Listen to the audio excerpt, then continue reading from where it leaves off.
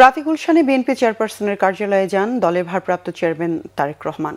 শোকাতুর তারেক রহমান দলীয় কার্যালয়ে আসলে তৈরি হয় এক বেদনাবিধুর পরিবেশের। গত 25 ডিসেম্বর 17 বছর পর লন্ডন থেকে দেশে ফেরেন তারেক রহমান। এরপর তিনি বিভিন্ন কর্মসূচিতে যোগ দেন, অংশ নেন দলীয় বৈঠকেও। এরই মধ্যে ঘটে তার জীবনের সবচেয়ে বেদনাদায়ক ঘটনা। গতকাল মঙ্গলবার ভোর 6টায় মারা যান তার মা বেগম খালেদা জিয়া। কৈশোরে হারান বাবা জিয়াউর রহমানকে।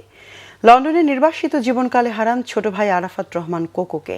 এরপর তিনি হারালেন মমতাময়ী মাকে। আজ খালেদা জিয়ার জানাজা ও দাফনে অংশ নেন তারেক রহমান। বেগম খালেদা জিয়ার দাফন শেষে দলীয় কার্যালয়ে আসেন স্থায়ী কমিটির সদস্য সহ বিভিন্ন পর্যায়ের নেতারা। এ সময় বিএনপির স্থায়ী কমিটির সদস্য আমির খসরু মাহমুদ চৌধুরী বলেন, বেগম খালেদা জিয়ার প্রতি ভালোবাসা ও তারেক রহমানের উপর আস্থা রয়েছে। এই কারণেই বিভিন্ন দেশের মন্ত্রী ও কূটনীতিকরা তারেক রহমানের সঙ্গে সাক্ষাৎ করছেন।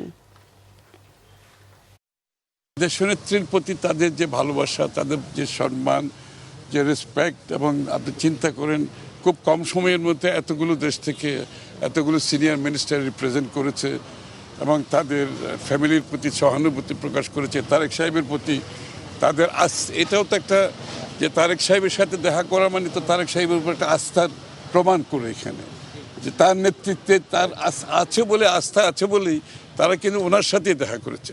এটা কোনো সরকারি ভিজিট নয়, কিন্তু ওনার পরিবারের জন্য এই ভিজিট, ওনার সাথে দেখা করার জন্য ওনারা আসছে, ওনার সাথে ওনারা দেখা করেছেন, কথা বলেছেন। সো দিস ইজ বাংলাদেশের ইতিহাসে এটা একটা বড় ধরনের একটা এক্সাম্পল আমরা দেখেছি।